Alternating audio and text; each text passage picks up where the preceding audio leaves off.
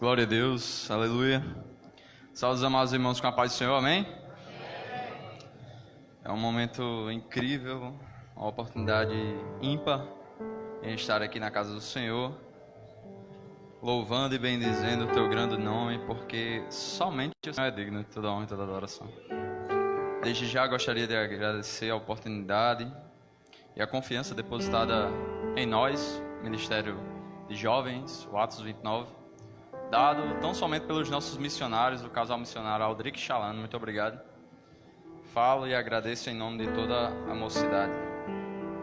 Gostaria que os irmãos abrissem suas Bíblias no livro de João, capítulo 3, verso de número 16. Hoje vamos falar de um dos atributos, se não o atributo mais lindo que o Senhor Jesus, que o próprio Deus, Ele tem e Ele nos dá, que é o amor. Glória a Deus. Quem achou, diga amém. João 3,16. Livro de João, quarto livro do Novo Testamento. Capítulo 3, verso 16. É o mesmo Espírito agindo, é o mesmo Deus. Então, Ele fala a respeito das mesmas coisas. Glória a Deus, passemos a ler. Diz assim: porque Deus amou o mundo de tal maneira que deu o seu Filho único, para que todo o que nele crê não pereça, mas tenha vida eterna. Glória a Deus. Vamos ler todo mundo junto. 1, 2. Porque Deus amou o mundo de tal maneira que deu o seu único Filho, para que todo que nele crê não pereça, mas tenha a vida eterna. Glória a Deus. Aleluia. É um versículo lindo. Eu, particularmente, gosto muito. É o meu livro da Bíblia favorito, é o livro de João.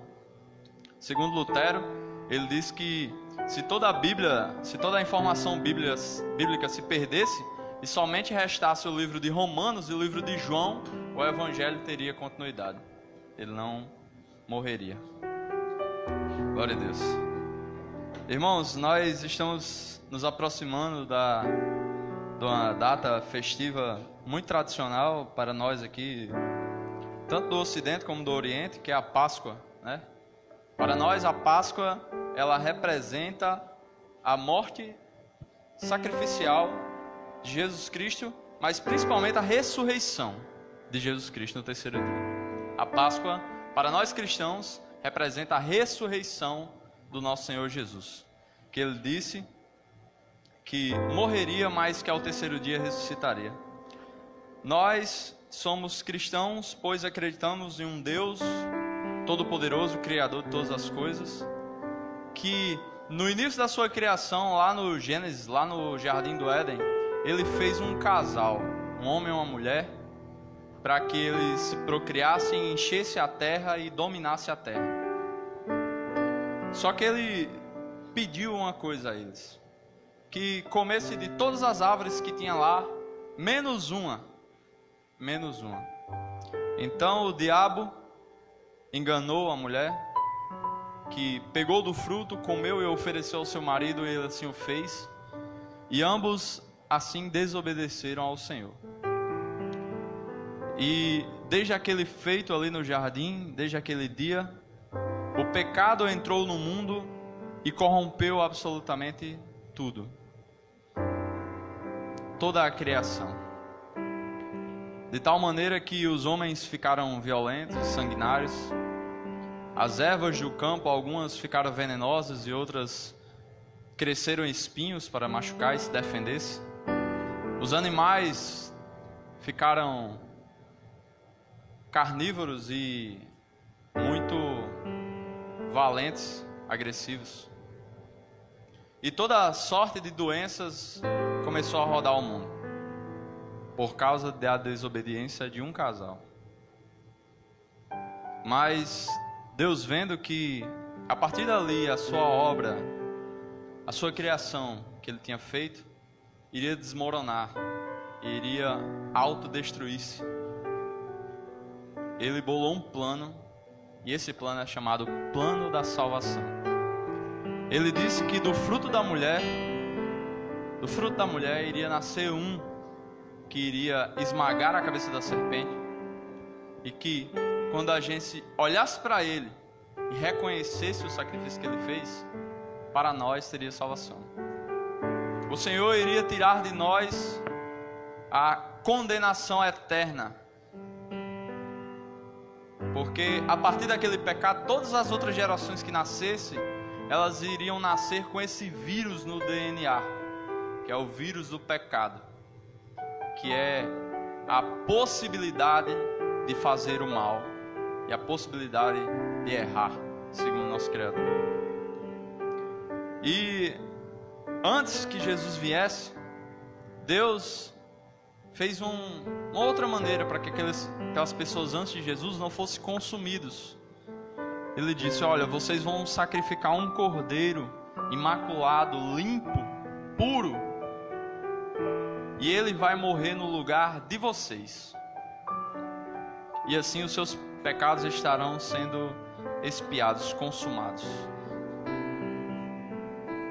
E na Bíblia diz que enquanto João Batista estava batizando lá no rio, e apareceu um homem, ele disse: eis que aí está o Cordeiro do mundo, Cordeiro de Deus que tira todo o pecado do mundo. Eis aí, eu batizo com água, mas vai vir aquele que batiza em nome do Senhor Jesus.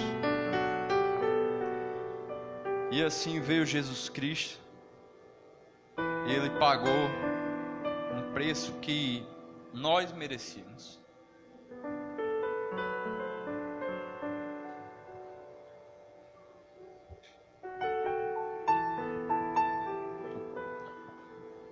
Eu não acho justo Ele ter pagado por nós, porque Ele não fez nada.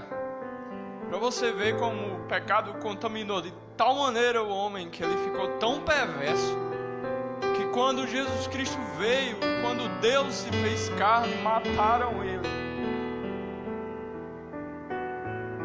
Ele que não queria ofender ninguém, mas ainda assim com sua bondade ofendeu muitos. Ele que queria só fazer o bem e só fez o bem, e foi sentenciado à morte por isso. Espancaram nosso Jesus em nosso lugar. Era para nós estar ali. Era para nós.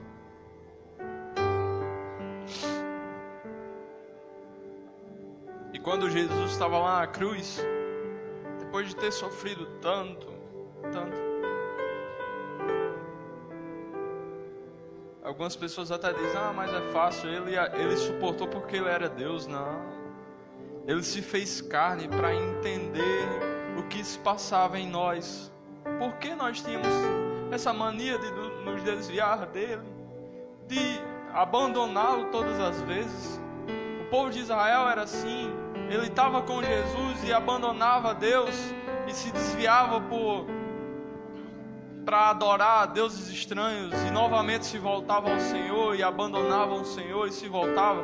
Então ele teve que se fazer homem para entender por que nós desviamos tanto dele, e para nos mostrar como exemplo que nós poderíamos segui-lo de fato.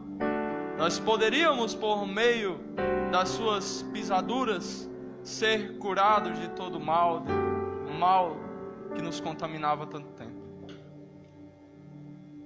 Quando ele estava lá na cruz, estavam zombando dele. A Bíblia diz que é um ladrão da direita e um ladrão da esquerda.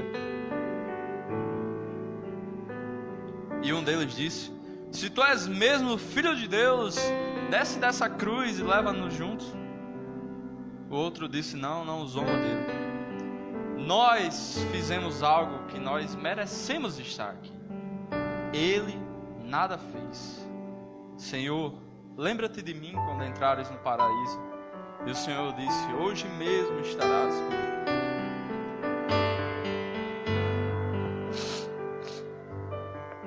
Isso me prova e me mostra que para todo e qualquer erro tem uma remissão através do reconhecimento, do perdão, do arrependimento. O arrependimento gera o perdão e gera frutos de mudança. Nós erramos todos os dias com o Senhor, mas o que o Evangelho nos mostra é que se formos humildes para nos arrependermos, para pedir perdão ao Senhor e nos arrependermos de todo o nosso coração, o Senhor Jesus, Ele vai ser misericordioso com a gente e nos dar a salvação por meio da morte que Ele fez na cruz. Domingo agora está se aproximando, próximo domingo, e é a Páscoa. Para os judeus, representava a saída deles do Egito. O nome Páscoa simboliza passagem. Alguns historiadores, eles atrelam essa palavra a uma das coisas que aconteceu no Egito, que Moisés foi libertar o povo do Egito, e o faraó endureceu o coração, não queria libertar o povo, que era um povo cativo, e veio sobre os egípcios as pragas do Egito. E Deus falou a Moisés e disse: olha, peça para matar um cordeiro, todas as famílias, e pegar o seu sangue e passar nos umbrais das portas, na paredinha assim, em cima da porta assim, ó, e nos lados. E que quando o espírito da morte vier, ele não levará os seus, mas aquele que não tiver a marca do Senhor, o anjo irá entrar e ceifar o primogênito. Então a palavra Páscoa simboliza passagem, a passagem do sangue do cordeiro sobre os umbrais da porta. Simboliza também a passagem do povo pelo Mar Vermelho, quando ele se abriu e o povo passou a pé enxuto. E eles comemoravam isso. Os judeus comemoravam, que era a festa dos pães asmos, e ao final de 40 dias eles celebravam ali a saída, a comemoração da saída do povo de Deus, dos hebreus, do Egito. E após Jesus, nós celebramos agora a ressurreição do Senhor.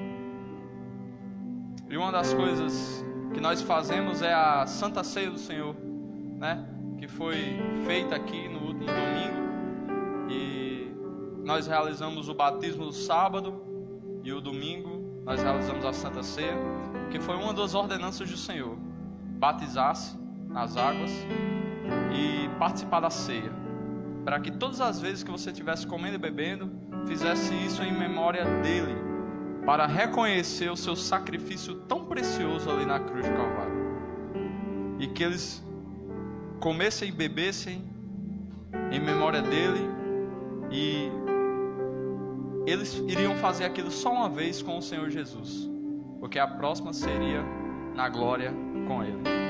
E eu particularmente quero participar dessa mesa, quero participar dessa ceia, quero pedir perdão ao Senhor por todos os meus pecados, quero andar no caminho que Ele pediu que eu caminhasse, poder ajudar as pessoas, poder louvar o nome do Senhor, poder pregar o Evangelho, poder louvar cânticos ao Senhor, mas ir pregar o Evangelho, porque foi essa a maior ordenança que Ele fez.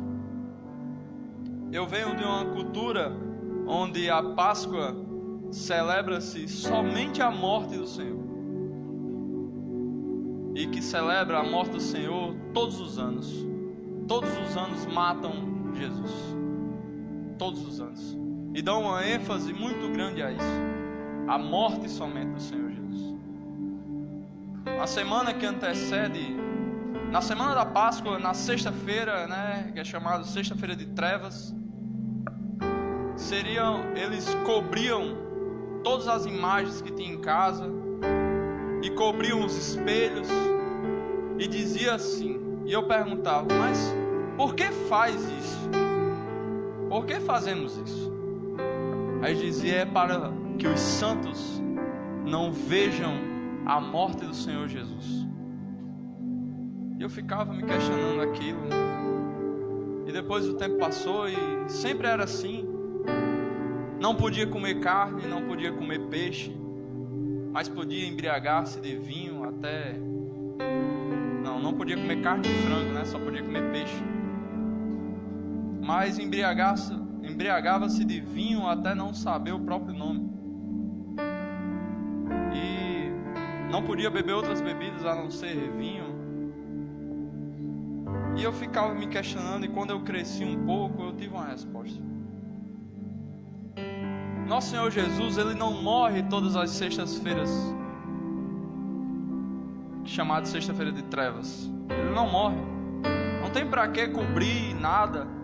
Eles não vão ver nada.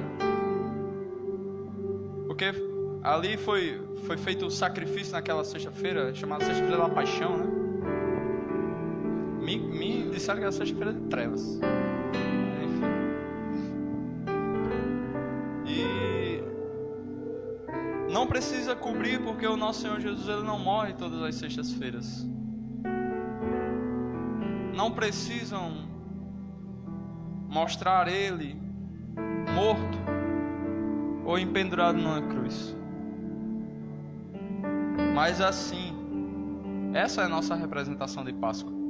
Aqui, ó, chamada cruz branca ou cruz vazia.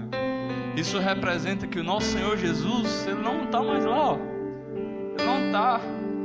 Ele ressuscitou.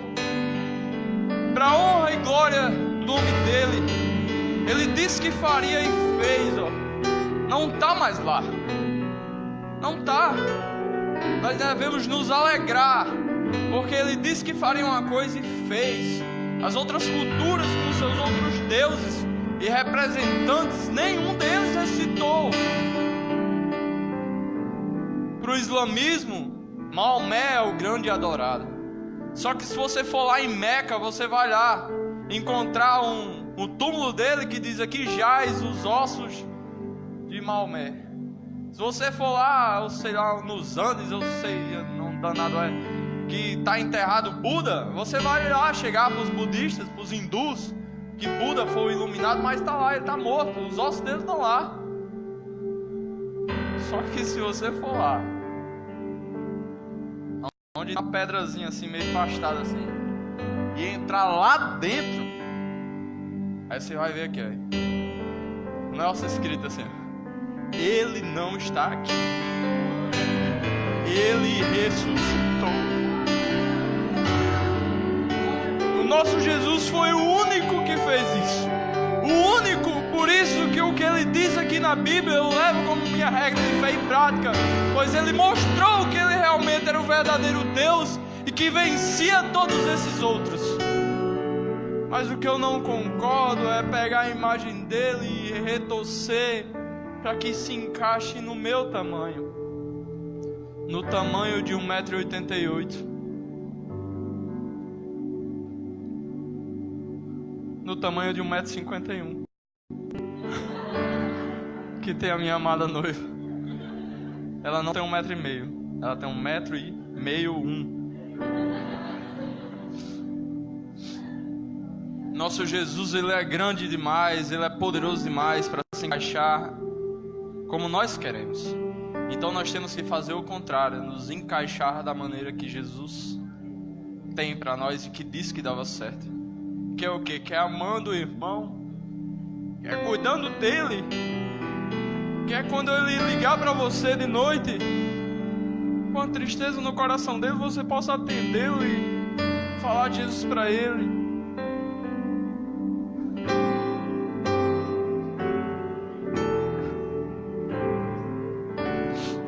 Outro dia a gente estava ensaiando aqui e um amigo meu bateu a porta ali, chorando muito. E eu fui até a casa dele. Quando a gente chegou, ele me levou para dentro do quarto dele, me abraçou e disse assim: Deus, eu disse que sozinho eu não conseguiria, mas que com Ele aqui eu conseguiria. Que com Ele aqui comigo, que com Thales aqui comigo eu conseguiria. Eu disse,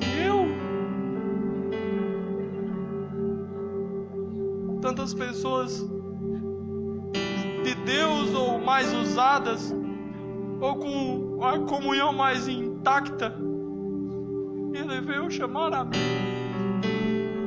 Por que não foi na casa do meu missionário?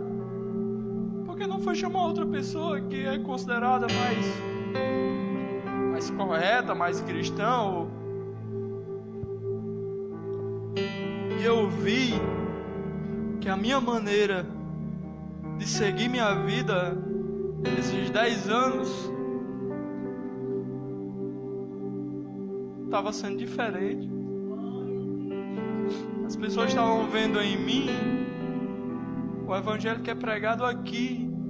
Caso contrário, ele não tinha vindo atrás de mim.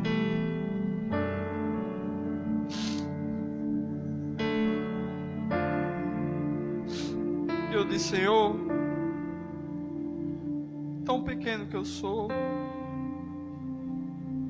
mas o Senhor me chamou e eu disse que iria. O Senhor me chamou, eu disse que eu iria. E eu disse que eu iria para viver o Evangelho. E o Evangelho, ele é baseado em amor, em respeito, em bondade. Mas todo aquele que se desvia disso, esquece. O amor de Deus, ele transborda em nós de um jeito sobrenatural, que muitas vezes a gente não entende. Digo, meu Deus, por que essas coisas estão acontecendo? Mas Deus, ele quer a permissão para usar você. Deus não é mal educado, não é grosseiro, não é um ditador. A Bíblia diz que eis que estou à porta e bato. Se alguém ouvir a minha voz e abrir a porta, eu entrarei, cearei com ele e ele comigo. Mas se abrir a porta, Jesus não é mal educado. Meus queridos,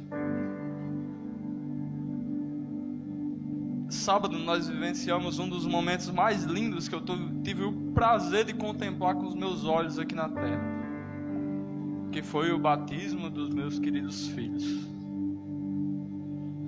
Eles ali estavam fazendo uma escolha, que era fazer um compromisso maior com o Senhor.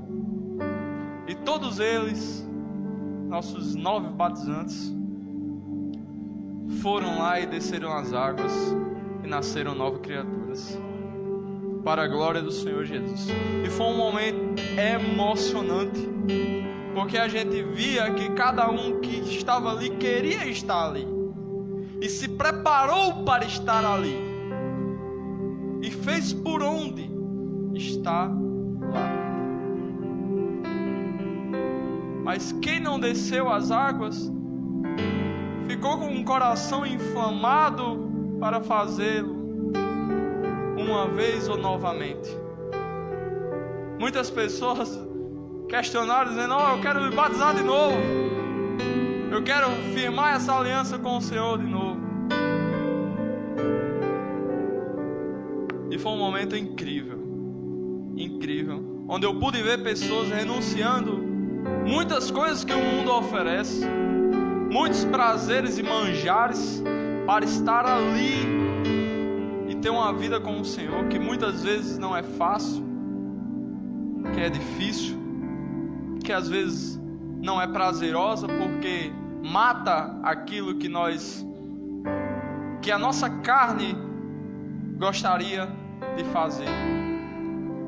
A gente tem que abdicar de algumas coisas, de algumas pessoas, de alguns cargos, de algumas oportunidades. Assim como uma mulher de Deus, uma cantora de Jesus, que renunciou a estar em um lugar e disse que só iria se aceitasse ela como cantora gospel. Caso contrário, obrigado. Tenha um bom dia. São pessoas assim que Jesus, Ele quer. Mas Ele quer também aquelas pessoas que não entendem de nada. Aquelas pessoas mais ignorantes possíveis, que não sabem absolutamente nada do que está escrito aqui. Ele aceita esse tipo de pessoas também. E nós estamos aqui nos preparando e preparados para ensinar pessoas assim. Ter humildade e trazer pessoas assim para o nosso âmbito. Por isso que a igreja do Senhor, ela deve ser conhecida como a igreja do amor perfeito, assim como foi em Filadélfia. Por isso o nosso nome, por isso o nome do nosso ministério, o negócio de Deus. E que acho que foi Vitória que estava ali comigo e disse assim: Thales, olha o tamanho do ministério Filadélfia, olha como está crescendo, como está bonito.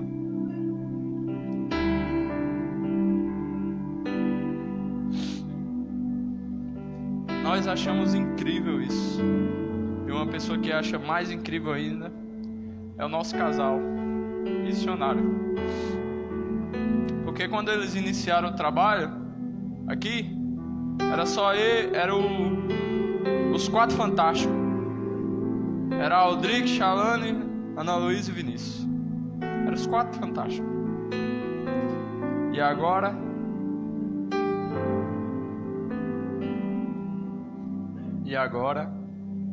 antigamente o sonho era de uma Kombi, mas agora elas foram uma Kombi de 2 andares. Mas a gente cresceu assim, multiplicou assim, por causa de pessoas como Gil, que mostrava a diferença onde ele estava, e as pessoas se encostaram nele e disseram: onde é que tu tá? Eu tô ali, bora lá conhecer comigo.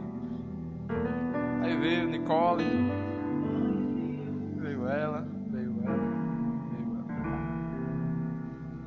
Pessoas como o trio Ternura, Eric, Vitória e Aninha,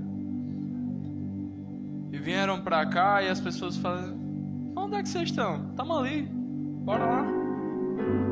Foi vindo Ânela, foi vindo outros e outros. Onde o nosso querido intuiador Guilherme se encostou e perguntaram: onde é que tu tá? Eu tô ali, bora lá. Chegou Gilmar, Noelma,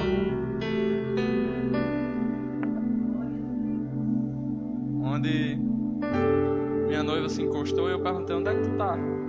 Tô ali, bora lá. E hoje eu tô aqui como líder de Judas. Que um dia lá na casa do amigo meu, ele fez: onde é que tu tá? Tô ali, bora lá. E hoje é guitarrista da igreja e a noiva dele é líder de Libras. Foi se encostando. Quando o barbudozinho também veio, ó, meu modelo da igreja, o mais bonito dessa igreja, não tem como não. Não tem como. Sem falar que... Não, sem dúvida. Mas barbudo tá difícil de ficar, mas... Glória a Deus. Vamos orar, que a oração tem poder. E aonde um amigo de muito tempo perguntou: onde é que tu tá? Vamos lá tocar com a gente domingo? Tá aqui ele, Polimar, sua esposa ali. Passem com a mão, querido. Glória a Deus. Meu amigo, muito tempo, amigo de Misael, amigo de Juninho. A gente sempre que vem aqui, a gente diz: Deus está unindo o povo, Deus está juntando aquelas pessoas que Ele acredita que são as pessoas que têm coragem de fazer a obra, que têm coragem de realizar uma missão ao qual Jesus deu. E reuniu, ó. Tá Juninho ali, tá Misael, tá aqui, ó, Paulimar, tá eu.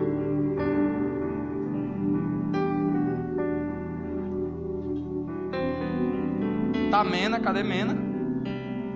Mena tá ali. Não chamei ela de Mena, só eu chamo ela de Mena. O nome dela é Wismenia. Só que eu chamo de Mena porque eu conheci ela sendo Mena, ela é Mena e pronto. E Mila agora. A gente vai laçando de um a um. A gente vai pegando esse povo. O Senhor Jesus é incrível. O sacrifício que Ele fez foi para que a gente estivesse aqui reunido, todos alegres, bem alimentados, fortes, confiantes, que se a gente seguir e continuar com Jesus, ou Ele virá nos buscar, ou a gente morre e vai para lá.